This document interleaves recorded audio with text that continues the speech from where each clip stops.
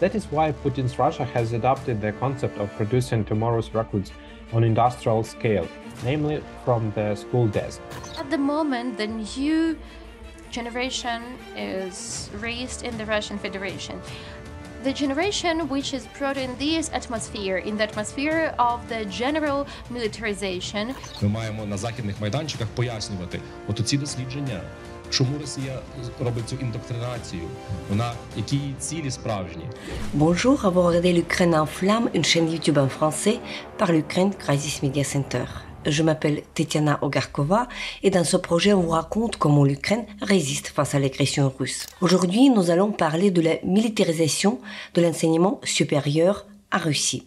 Les Russes comprennent le rôle important de l'enseignement. Ce que le char russe ne puisse pas compléter, le manuel de l'histoire, le tout manuel russe complétera. Il y a eu de nombreuses discussions sur la manière dont les Russes se comportent dans les territoires occupés en Ukraine, en détruisant les écoles et les manuels notamment, mais en fait le processus comparable a lieu à l'intérieur de la Russie même. Si vous souhaitez savoir plus sur le sujet, continuez à regarder cette vidéo et n'oubliez pas à vous abonner à notre chaîne YouTube pour ne pas manquer nos vidéos à venir. Selon de nombreuses études, la jeunesse russe est plus éloignée de la propagande d'État russe que d'autres tranches d'âge. Tout simplement puisque la jeunesse russe ne regarde pas trop la télévision russe. Donc l'école et l'université restent les endroits où en fait cette militarisation de la jeunesse russe puisse se produire.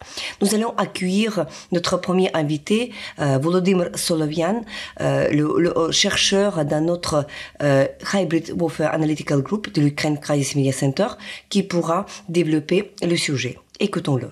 The collapse of the plans for the rapid occupation of Ukraine in 2022 posed a serious challenge for the Kremlin. Now, for continuing its aggression against Ukraine, it is necessary to ensure occupation contingent of about 400,000 troops of Russian army and more than 30,000 troops of Russian Guards, Rosgvardia, at the occupied territories of Ukraine. At the same time, the Kremlin doesn't want to announce a new large-scale wave of mobilization, since the Russian army does not have sufficient technical and material resources to provide a large number of recruits. Replenishment of Russian troops take place at expense of volunteers and yesterday's conscript soldiers. There is a lot of evidence about systematic coercion of young 80-year-old soldiers to sign a contract, after which they can enter territory of Ukraine as part of the combat units. This is an ideal scenario for the Kremlin, since in this case there is no need to forcefully extract several 100,000 newly mobilized men from economic life of the country. Today, about 400,000 boys leave Russian schools every year.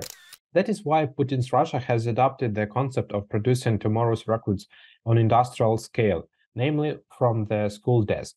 Institutional support of this process is carried out by all Russian organizations, such as UnArmia and Movement of First, which already cover more than 3 million students. At the level of school curriculum, a number of new subjects have been introduced. All of them are aimed at strengthening ideological control over the students by authorities and their military patriotic education. For example, Russia has returned initial military training to the school program. Also, there are many initiatives according to which pupils may join producing military drones. The Kremlin's aim is to mold school children into future soldiers who will willingly, without any resistance, go to the front lines of future Russia-created conflicts as a cannon fodder. Due to the archaization and unification of school education, Russian soldiers turn into customers of old-fashioned Russian propaganda. However, at the same time, a number of school subjects in the field of military and patriotic education are aimed at forming the desire to choose a military career among today's students. Such trends indicate that in mid-term, the Kremlin is determined to strengthen ideological control over a young generation of Russians to form a new mass army, the basis of which will be today's students.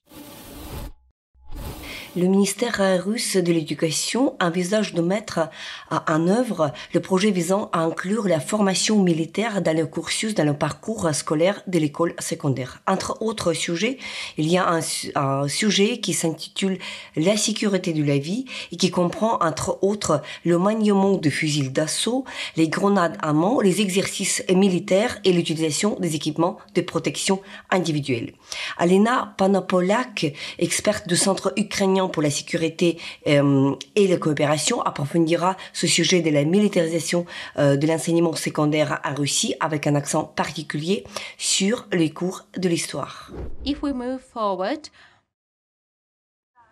and if we consider these book from the historical point of view, then we can find there fakes, propaganda, unjustified materials which do not have any kind of historical justification or background, and as my colleagues have already mentioned, that is an oral system, the system which you can obviously see in this book, in this textbook.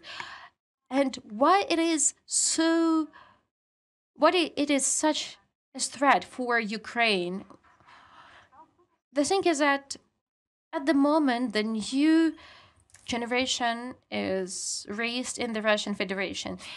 The generation which is brought in this atmosphere, in the atmosphere of the general militarization, because through all this book we can see the call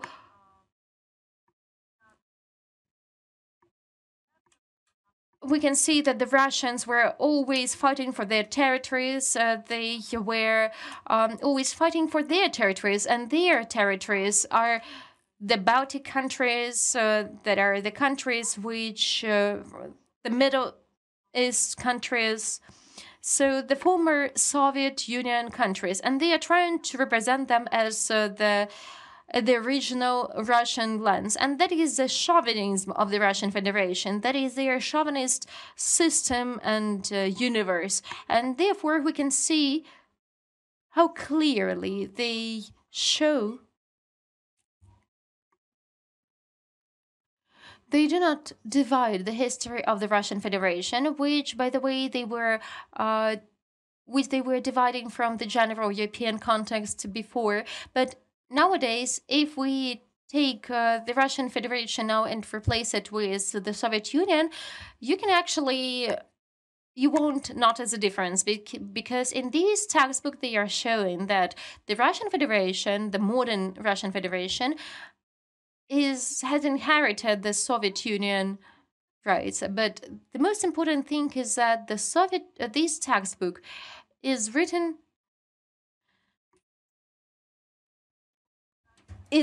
on the Putin's speeches, and it seems that all these speeches of Vladimir Putin were collected and combined in one textbook.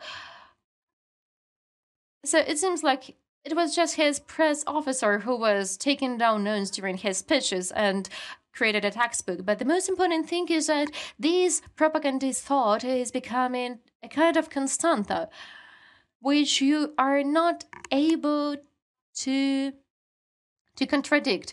Because for the person who works in the field of history, because history is the thing which creates the understanding of their is creating the understanding of your own state.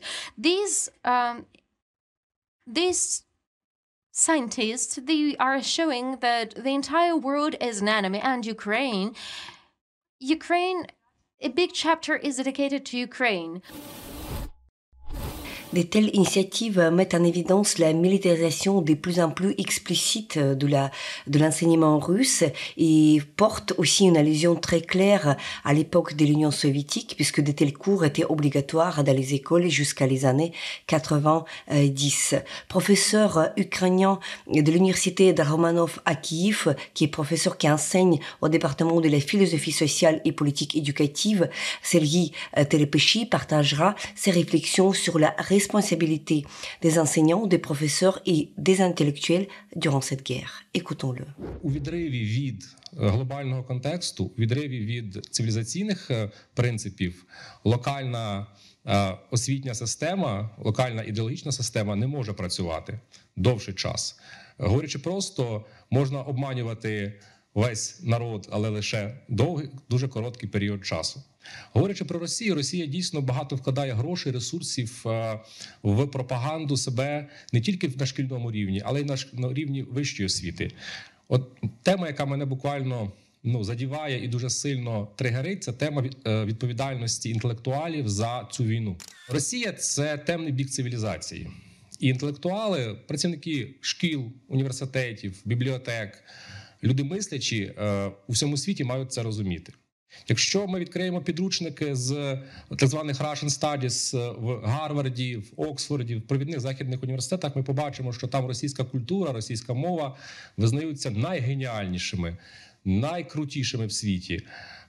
Там Достоєвський, так, тобто ці речі, які пронизують західний інтелектуальний ландшафт, вони показують, що Україна не допрацьовує. Я хочу сказати про те, що Україні потрібно теж вкладати в, як говорить Ярослав Грицак, український історик, український міт або міф. Потрібно створювати постійно український міф в світі для того, щоб конструктивно протистояти російській міфотворчості. Говорячи конкретніше про це дослідження нових предметів, які вводяться в шкільну програму Росії, ви знаєте, я не здивований. Взагалі, Росія – це, як говорить мій великий друг, політолог Микола Давидюк, це найгірший стартап українців. Росія – це найгірший стартап українців, які з Києво-Могилянської академії зараз поїхали, ми говоримо про Прокоповича, і заснували, значить, там їм розказали, що вони можуть бути імперією. Ми їх, так мовити, народили, ми маємо за іншим українцем Гоголем, ми маємо і поховати цю імперію. Але для цього потрібна постійна настирлива робота. Спільно з нашими західними партнерами, спільно з західними інтелектуалами потрібно пояснювати цю позицію, оскільки без цього прояснення просто заканцелити російську культуру не вийде. От є зараз такий тренд, знаєте, давайте просто не будемо говорити про Росію. Не будемо брати участь, наприклад, в публічних заходах спільно з росіянами. Є такий тренд. Ми просто відмовляємося брати участь з росіянами в одних публічних заходах. Це багато інтелектуалів, не тільки, до речі, і спортсменів. Ні, друзі, так не можна. Теж мій друг, відомий письменник Курков, говорить, що так не вийде. Так не вийде. Не можна кенселити російську культуру на західних майданчиках. Тим самим ми, не вступаючи в двобій, ми відразу програємо.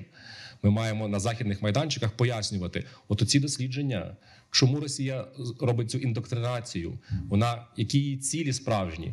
Я згадую якраз, ви згадали Суркова, згадую якраз книгу Пітера Померанцева, ви знаєте такого дослідника, Пітер Померанцев, який написав теж книгу про свій досвід, як він працював довший час в Росії, і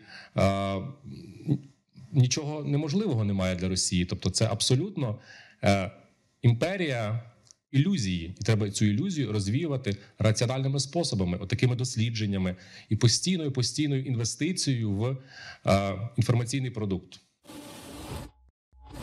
C'était l'épisode de l'Ukraine en flammes, une chaîne YouTube en français par l'Ukraine Crisis Media Center. Je m'appelle Tetiana Ogarkova et nous n'allons pas tarder à enregistrer et diffuser d'autres épisodes.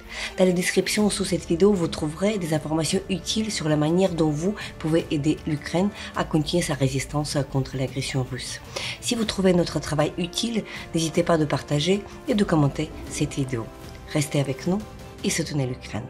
Slava Ukraini!